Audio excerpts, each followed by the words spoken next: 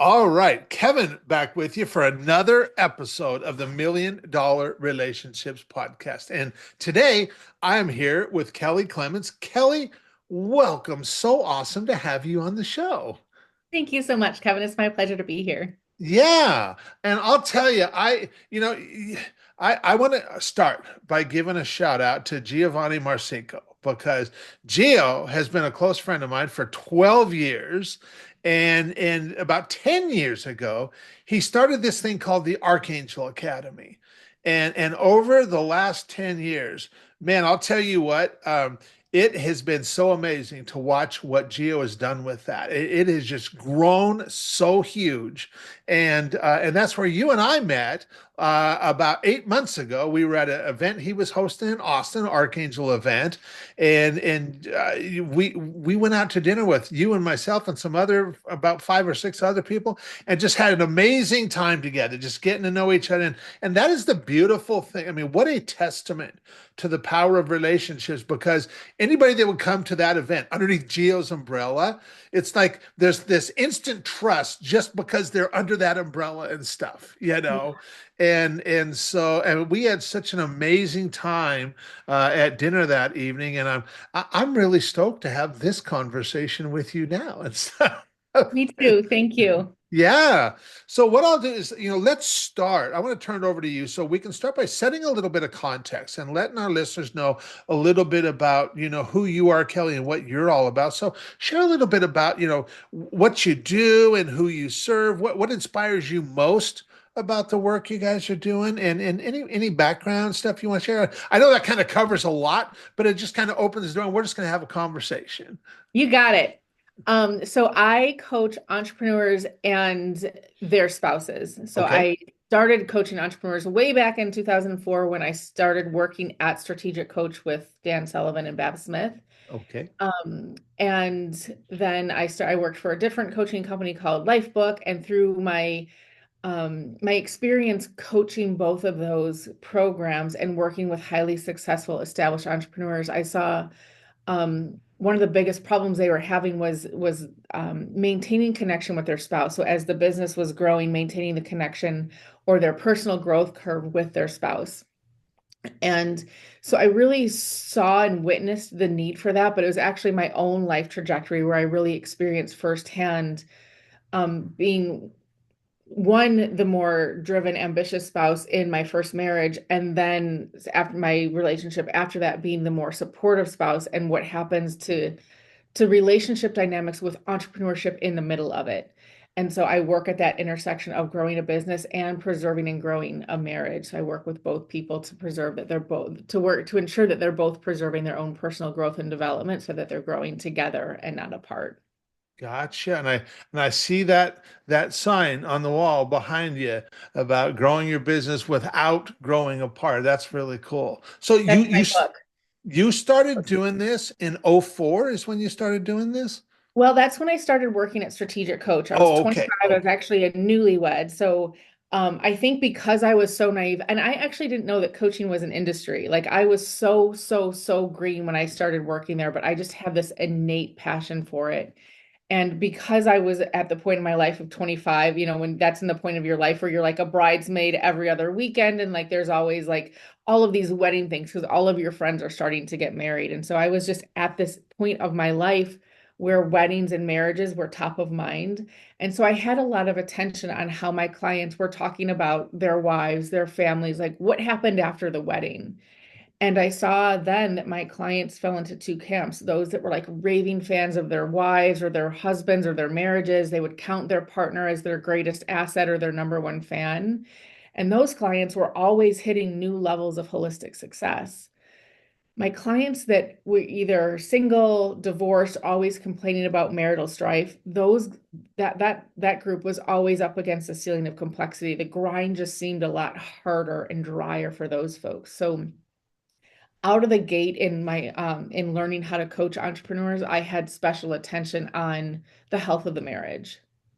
But again, it wasn't through it until I went through my own divorce and then was in this but a subsequent relationship where I really understood the dynamics of how important it was to preserve both people because I think so many times the entrepreneur tends to be the more driven personality type. And so the spouses just kind of get sucked in along for the ride and they can lose themselves to the gravitational pull of the business. And when that happens, a lot of people say that a successful entrepreneur needs a supportive spouse. And I believe that that's true to a certain extent. But I believe what's more true is that a successful entrepreneur needs a fulfilled spouse, a spouse that has his or her own identity, his or her own goals and ambitions. And I don't necessarily mean that they have to have like corporate or enterprise or market dominating ambitions. It could be, you could want to be, might want to be like the most plugged in, fulfilled domestic goddess, but as long as it's true to him or herself and not they're not losing their identity Yeah. to the business or to the marriage, that's the most important thing in my mind. Wow. Wow. So in doing this for as long as you have, do you have any idea like what percentage of entrepreneurs are impacted this way negatively in this way? By the marriage? Yes. Yeah. That they're Um, just not, yeah, that they're struggling in business because they're struggling in their marriage. Okay. So I don't know percentage wise, but I do Okay. know qualitatively when I talk to entrepreneurs about it, because at first they're like, well, what does a marriage have to do with it? And I would say everything. Like Yeah. making money and growth is a confidence game. And so just check in with yourself. How would you feel? You walk into the office, you've got a big meeting with a prospect or a client or a new investor, or a key team member that's coming in, and you've just come off a great weekend with your wife. You've left the house and she's like, go get him, like pat on the butt, like I got you, I believe in you, and your number one fan is at home. Like, how are you walking into the office that Yeah. day? Absolutely. Yeah. Sky's a limit versus Yeah. like another bad weekend. I'm gonna get home, I'm gonna be in trouble again, or she's gonna be upset about something else again. Like you're only going with Yeah. that, with that like manufactured confidence that most Yeah. entrepreneurs have. But when it comes innate and you know that your partner is at home, full-throatedly supporting you, fulfilled on his or her own, and you guys are locked and loaded, that to me is blue water fishing. Like Yeah. that's when anything is possible because that confidence is enmeshed in your personal romantic relationship. So that's why I Absolutely. have so much like I innately believe and have experienced that a marriage is a multiplier. Yeah. Like if you really want to get it right, getting it right at home opens up every other possibility in the marketplace. Yeah. Wow. That's really powerful. And I know, man, I think about my wife Lisa. We just celebrated our 19th anniversary this year. And I'll tell you, my business would not be where it is if not for her. I mean, heck, her and the kids are such a big part of the why I even do what I do. And I do. I want to be I want to be the rock star to her. Totally. And and so and I think that's another really big area of disconnect. I think most entrepreneurs would agree with that. And a lot of times I hear like, yes, Kelly, I know like entrepreneurs are the ones getting the attention. They're the ones leading the company, getting asked to be on podcasts or speaking events, or they're getting retweeted or whatever it is. And it's like, yes, all that is great. But what I really want is her affirmation. I want her to yeah, be the raving fan. Like I want her to be the one that's the most excited. She doesn't seem to be. What am I doing wrong? yeah, And so a lot of times I get two sides of a story on from the spouse. And I'm speaking in generalities here that entrepreneur is male, spouse is female. Obviously, that's very, very general. These dynamics totally. play out whether it's females the entrepreneur, same-sex couples, like this is all very nuanced. So I'm just speaking in a generality, and the audience can adapt how it's relevant to them. But a lot of times the spouse will be like, yes, I know he or she is out there doing amazing things, but I'm not really quick with the affirmations for one of two reasons. Number one is I've lost myself and I'm scared if I'm like telling him or her how great she is or he is, they're going to realize they have nothing to compliment me back on. And they're going to realize, like, oh, you've actually kind of plateaued. I don't know what to compliment you back on. So I don't say anything because a little bit, maybe they won't notice that I'm not keeping pace with them, so to speak. Mhm. The other side of the coin is they're out there getting all this, like their ego's getting bigger and bigger and bigger. I don't want to be another voice in the crowd, like another yes man in the crowd telling him how great he is. Like somebody's got to keep him tethered to earth a little bit because his ego feels a little big at this point, and I don't really want to be the next person who's like just another voice in the crowd. And so I think when the spouse understands that all of the effort, energy, attention that's going into the business is really somewhere in the back of the entrepreneur's mind, like I want your affirmation. I want to impress you. Like I want an attaboy from you. That would mean more than any of this. So bridging that gap is one of the key things that I work on with my couples is making sure that those lines of praise are open. Yeah. Wow. That's really powerful. Wow. Okay. So now that we've got a little bit of context set here, I'm going to switch gears just a little bit, and I'm going to reiterate the question around relationships for the benefit of our listeners. So, Kelly, have you ever been introduced to a person or persons who completely changed the course of your life or your business, so much so that much of what you have today would not be possible if not for this person or persons? And Kelly, I'm just really excited to hear your story and your experience around this topic of relationships. Yes, out beyond the shadow of any doubt, 1000% it was strategic coach. Okay. Okay. And so for me, my life was on a very specific trajectory. I wanted to be a wedding planner or a concert organizer. I was a recreation major in college. Like I wanted to be where the fun was. I wanted to be where the party was at. I was going to make my career out of having fun, whether that was Mhm. concert promoter, anywhere where the good times were. And we were moving back. My brand new husband, we had just gotten married. We had gotten back from our honeymoon and he had a job offer to move from Florida to back to where we were from, where our families are in Illinois. So I moved back and he had the job offer. So I was like, when we get back there and settled, I'll start looking for a job. So I hired a recruiter Okay. and this recruiter called and they said that we found a job opening. We think you would like, they set up workshops for entrepreneurs. Go to this interview on Wednesday. And I was like, that sounds terrible. I imagine myself in an empty convention hall, like assembling trade show booths. And I was like, but I need a practice interview. So I'll go like knock the dust off and just get my interview skills sharpened. I walked into this interview with no preparation, absolutely no idea what this company did. I was again just getting my interview skills going.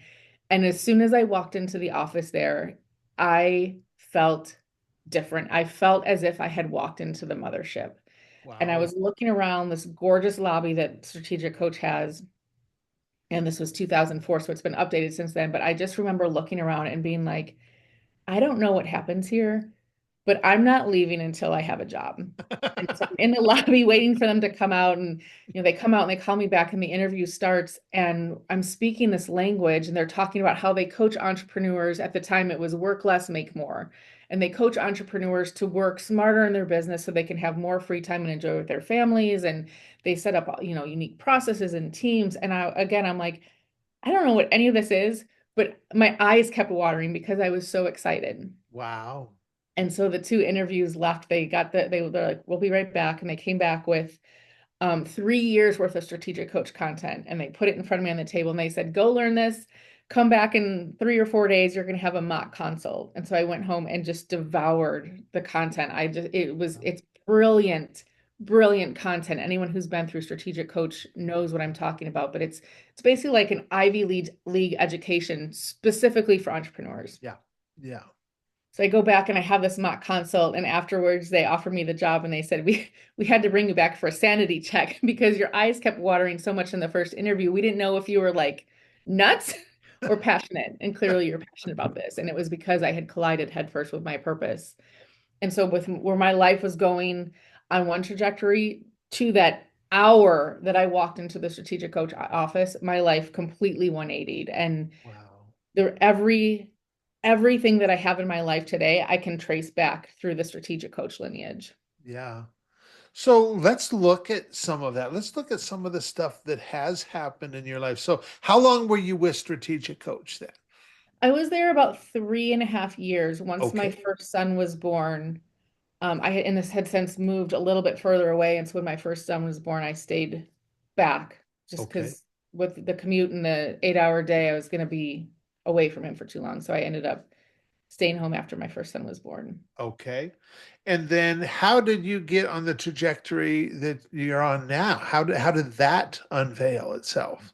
So one of the coaches there, named Mary Miller, has a at the time she had a program called the Dream Engineer, which later got turned into the Dream Manager, which is a book written by Matthew Kelly. And the Dream Manager is basically a life coach program for employees. Okay. So Mary Miller and her husband Tony owned a janitorial company in Cincinnati, and they like were having constant turnover. So they just started asking their employees like, why are you leaving? And they found out we don't have a ride. And they're like, well, that's easy to fix. Let's get a bus. And so when they just started understanding what their workforce wanted and needed more of, they were able to meet that need. And that turned into the Dream Engineer program. And Matthew Kelly, who's an established author, got their process and was like, this is a fable. And he turned it into the Dream Manager program, which is basically a life coaching company. It's like an employee benefit where corporations would buy this coaching program and teach their employees or their team members how to get more out of what they wanted in life. So whether it was going back to school or buying a vacation home, and they put like coaching programs in place to help employees reach their personal goals. And so um, Matthew Kelly had turned this into a Dream Manager program, of which I was among the first to read the manuscript. Okay. And so I was reading the manuscript, and one of my clients at the time at Strategic Coach, who's another key player, was like, why don't you do for my team what you've been doing for me? Like because I helped him in his business. He's like, you can help my team members. And so I became the very first full-time dream manager in a company teaching employees how to expand themselves, how to grow their thinking, because this was an aircraft cleaning company. And so there was also high turnover. Okay. And so I went from working with entrepreneurs to aircraft cleaners and coaching them of how to get more out of life. And that's when I really realized like coaching entrepreneurs is my sweet spot. Like I love the big pictures. I love the green lights. I love that we're going to hit an obstacle and figure out a way to overcome it. When you work with an employee, it's a very different mindset, and it wasn't easy for me. It wasn't Okay. easy for me to like hit what I would consider minor obstacles and like, well, we're just gonna give up on that because it got a little hard. Like, no. So that's when it became really clear to me that I need to stay in my entrepreneurial lane. Okay. And that brought me to a company called Lifebook, which is run out of Chicago. And that's a little bit more holistic than Strategic Coach. It's a 12 category smart life, and it's really establishing what your idea of excellent looks like across 12 categories of life. And that brought the entrepreneurial client back into my life. Okay. Yeah. Okay. And then so you worked with John and Missy at Lifebook for a period of time. Mhm. And so how long were you there? And then what happened through that process?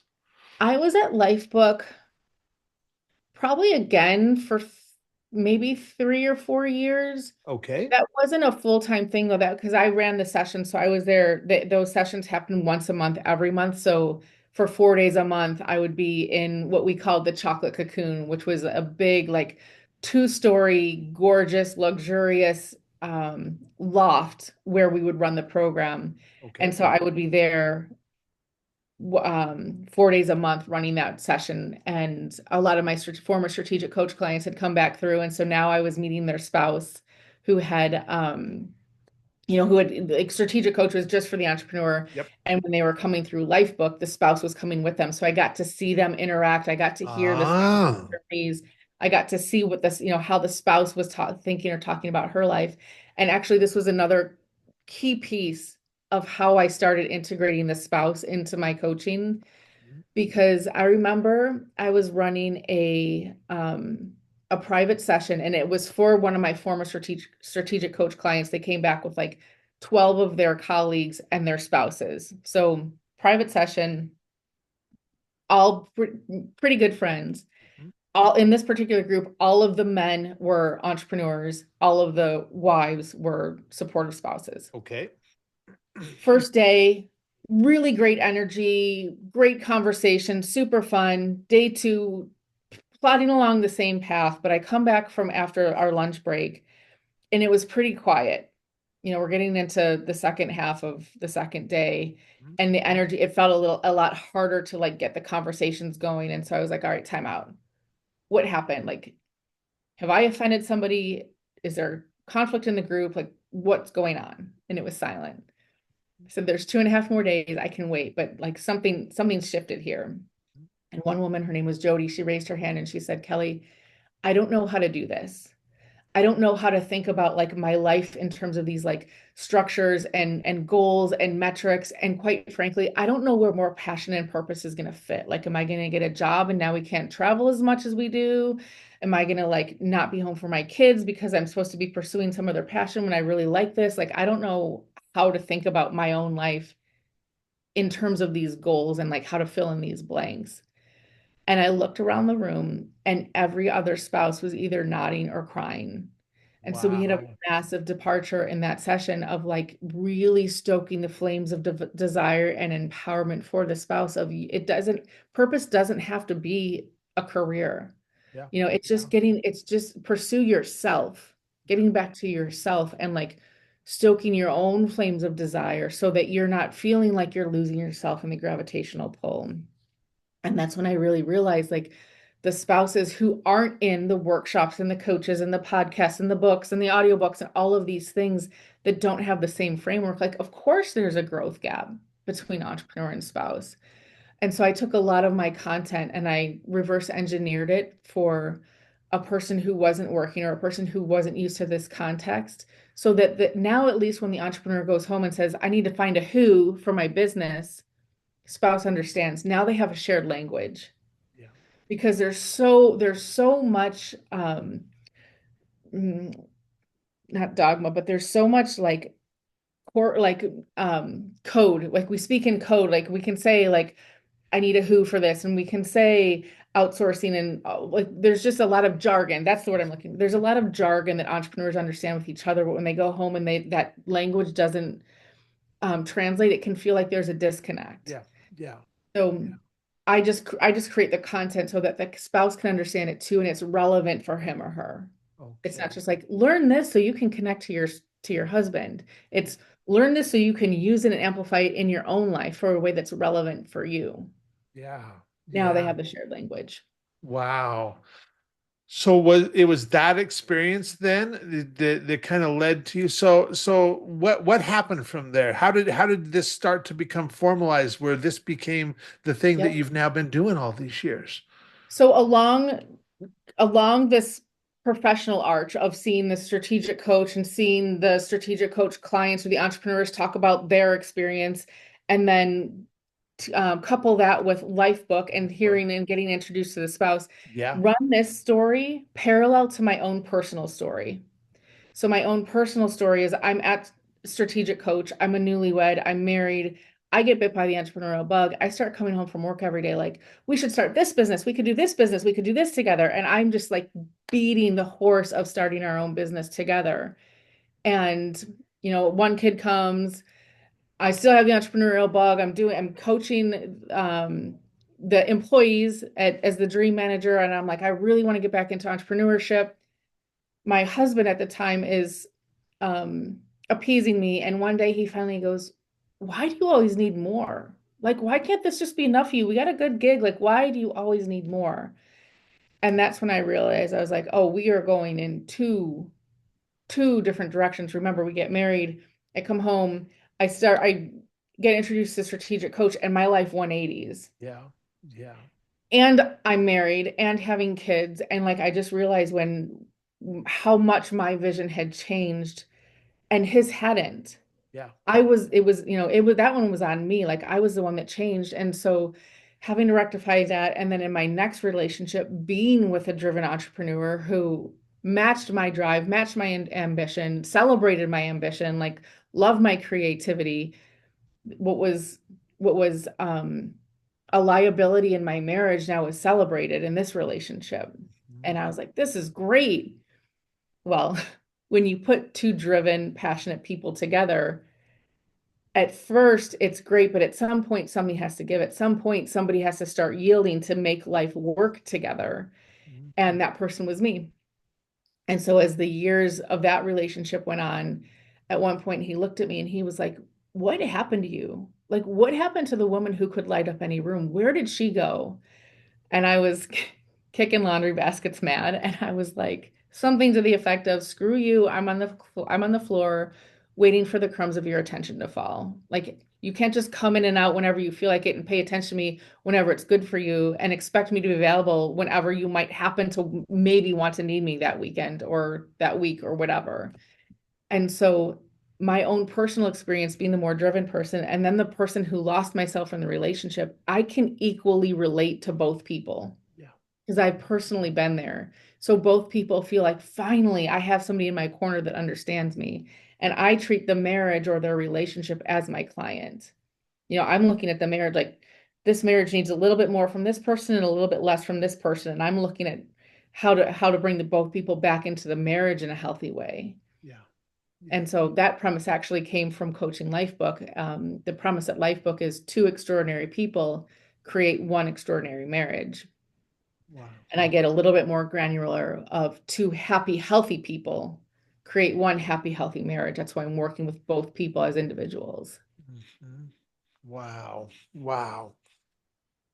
So now I want to, and I'm sure you can come up with a number of examples of this, and you don't have to share names or reveal anybody's identity, but what is an example of a result that you've helped a client get, or clients, because you're dealing with husband and spouse, Mhm. uh, or what is an example of just a result that you've helped somebody get that you're just incredibly proud of?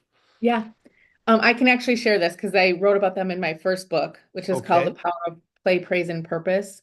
I met this couple when I was coaching Lifebook. I met them there, and then the work that we did afterward is like really it's a great story, and it's Chris and Linda Hope. And Chris Hope was a former NFL player. He played for the Tennessee Titans.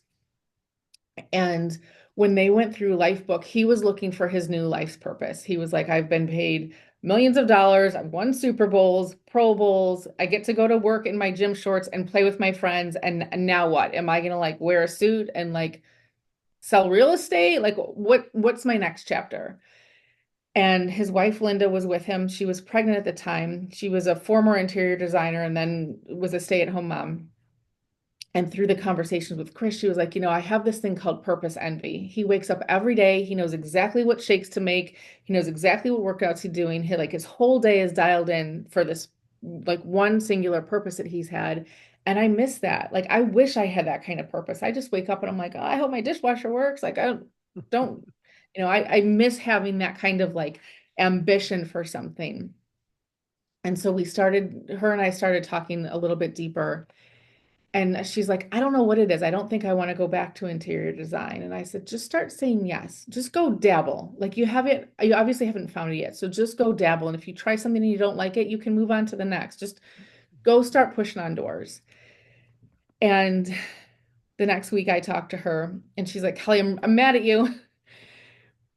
She's like, last time we talked, you said just say yes to things. She's like, I went to a party or luncheon or something, and one of my friends had started selling Beauty Counter, which is a network marketing makeup cosmetic company. Okay. And she was like, Linda, you should sell Beauty Counter. And Linda's like, everything in my body was like, no, I don't want to sell makeup.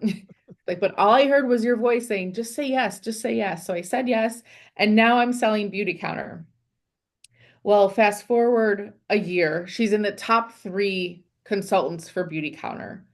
Fast Wow. forward 3 years, she replaced her husband's NFL salary and was lobbying Congress for safer cosmetics. What that business has turned into today is she's now full on like at investigating baby products, health food, nutritional shakes, like cleaners, looking for the safest products to use in houses. So just that saying yes to something that she would have said no to turned into this whole like lifestyle passion for her of finding safer beauty, cosmetic, and food products for homes and families. Yeah. So that's what I love to do is helping spouses find their own unique expression in the world. And like I said, it doesn't have to be a professional pursuit. It might just be like learning how like watering your plants and like getting the house ready feels like making love. Because that's what it is. You know, like you're just like it lights you up in your soul. So when your family's together, you're loose, you're at ease, you're having fun, you're dancing in the kitchen. That's the energy that I love to create because I know from there, when entrepreneurs come from that source and then they go back into the business world, they're making ripple effects because they have that multiplier energy in their lives. Yeah. Yeah. Wow. I think about, you know, all the stuff that you've been sharing, and it's like, I do these events on occasion where I invite on. I mean, the first one I did was in August of 2017, right here in my home.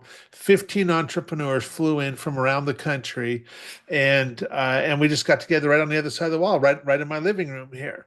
And but my wife, she was, as soon as like the thought came to mind, and I shared it with her, she's like, oh my gosh, we could do this and we could do this. And she loves planning parties and like organizing the food and all of that she just doesn't like doing the cleanup part. So we got to Sure. get somebody else to do that part, but setting it all out and organizing it, man, she loves all of that, and she loves hosting and entertaining. Yeah. And that just totally lights her up. And so every time I start talking about, oh, I'm thinking about doing another event, she's like, when are we going to do it? God bless her. Yes. Yes, yes. And so her creativity brings I'm sure whatever she brought escalated the impact of that event. Oh, totally. It was huge. And everybody was, I mean, like everybody, and my daughter helped out too and stuff, her and my daughter. And everybody at the event was just like, wow, your wife is amazing. Your daughter is amazing. Really. And like, yeah, it just totally made the event. Yes. And yeah, and she loved, well, I mean, we have a big family. We got 7 kids, 6 grandkids, and we're entertaining, especially now around the holidays. We're entertaining all the time, and she loves that part. But like I said, she just don't like don't make her do the cleanup. That's We fine. get somebody else to do that part of it because she does Really. not love that part of it. And Does so, she know the impact she made, like beyond just the hostessing impact? Does she know like the true impact that she made on you and the guests that were there and kind well, of so we at the end of the event, I was having everybody share, and then my daughter was like, "Dad, is it all right if I share?" And I was like, "Well, of course, honey, you can share too." And so she got to share about her experience, and then my wife, and she was like, "Huh, Mom, come here, come here." yeah, And so they got to both share and stuff. And so it was the most amazing thing to just let great, them share, and like, and to hear like, well, the last event I did was just this last April and stuff, actually right before you and I met for the first time. And my wife couldn't help because she was busy watching grandkids at that time, but my daughters helped. And great. like it's so cool to like for the entrepreneurs to just interact with my family and stuff, and to just have that and just see like, wow, your kids are so awesome. and Yeah, what a and great and what your kids must have learned. I'm sure more than a year of school, yeah, being yeah, in that window, in that environment, hearing those conversations. yeah. I have that 2017 event. So Brock, that was what, that was 7 years ago. So Brock was 9 years old at that time. And I remember that day he came home from school and just pulled up a chair and just sat in fact, there was a gal there, and she got these couple pictures of him just sitting there in the midst in the living room with every, just not saying a word, just sitting there, just taking it all in and stuff. And I Great. I was just like, wow, how awesome is that? And so, You and know, I think the smartphone has really blurred the lines of anything that we used to refer to as work-life balance, whether it's constant accessibility to email or text or Slack or whatever it is, and then layer on the scroll. And so I think the cell phone has invaded a lot of our personal time, and I don't really see the same way that the family or our personal life has invaded work time, where you take lunch off on a Tuesday and go out to lunch with your wife, or you leave early to get your kids from school, and you start to integrate your personal life into what we used to know as work hours. Yeah. And so I love it when I see the family get blurred into work life Yeah. into the work situation. I think it's just a really great way just to offset what the smartphone has done. So I love that you integrated your personal life and your family life like that. Yeah. It communicates to your family that they're just as important. They have the same what I call interruptive priority. They get to come in and say, "Hey, can I share?" in the same way that a client would get your time if a client texted you on off hours. Yeah. Yeah. Yeah. I mean, it's yeah, it has been a really amazing experience. And I have for years been really just adamant about I want my business to fit in with the kind of life that I want to live. I want to have it support me in being the husband and father I want to be. And I ain't perfect. In fact, my wife, she'll tell you that. Sure. They're the first but ones. but I think I do a pretty dang good job, and I'm always trying to be better and be more effective at what I do and all of that kind of stuff. Yeah. But I will tell you, we are pretty doggone blessed for sure, Yeah. pretty Yeah. doggone blessed, and I have no problem saying no to opportunity and revenue and all that if it's not in alignment with how I want to show up as a husband and father first, Yeah. and Yep. so. Good for But you. well, for anybody that's listening to this going, man, Kev, I really like Kelly. I love the way she shows up. And man, some of the stuff she's been talking about, it really resonates with me. And maybe, man, it might be worthwhile for me to have a conversation or get to know more about what work she's doing.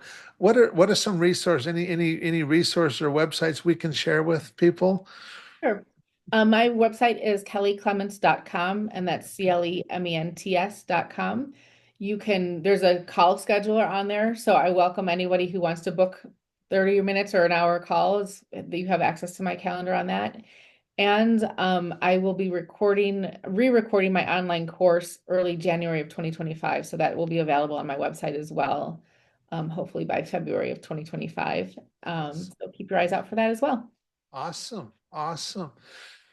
Well, I really appreciate you taking the time to have this conversation. Any last thing you feel led to share before we call it a wrap, Kelly? Um,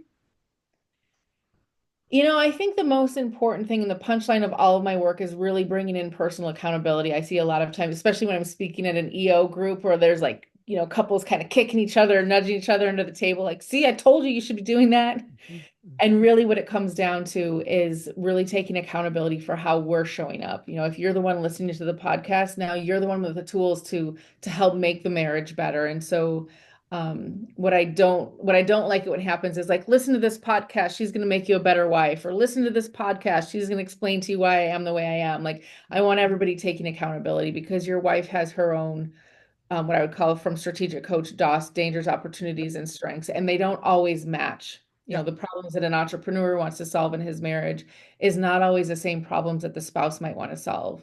And so if you're the one hearing this, you're the one with the tools, you're the one that has the power to go home and start to really connect with your spouse on a deeper level. And a lot of times that just starts with listening, asking and listening. As entrepreneurs, we're tremendous fixers. And a lot of times when we listen, we want to get straight to the solution to fix it. And the most important thing I think most entrepreneurs can do is just listen. Like, yeah, what else? What yeah, else happened for you that day? How else did that make you feel? And just listen without such a need to jump in and act. I think that goes a really far way. And a lot of times spouses will be more engaged to work on it together because their defenses aren't so high. yeah, yeah. Wow, that's powerful. And I'll tell you, yeah, I mean that's something I've had to work on over the years is just being able to ask good questions. And Dan Sullivan is such a Master. inspiration and an example that I don't know anybody who is better at him than asking really great questions, man. Amen. I know he is a master. He's just a master at listening and like Yeah. turning it into super valuable lessons for all of us. Yes. Yes. Yeah. Yeah. And he has been, yeah, definitely been an inspiration for me. And you know, when I learned that, man, I could just ask really good questions and then just listen intently and then ask more questions based on Yeah. what people start sharing, and I could be like way more valuable doing that than trying to act like let me try to drop some knowledge bombs on you. You know, just ask questions and listen is way more. It's way more powerful doing that. Yeah. So. Yeah. Yeah. Absolutely. So, well, Kelly, thank you so much for taking the time to have this conversation today. I really appreciate you. I'm really stoked to get this out there and share it with a lot of other people. So, thank you so much. My pleasure. Thank you.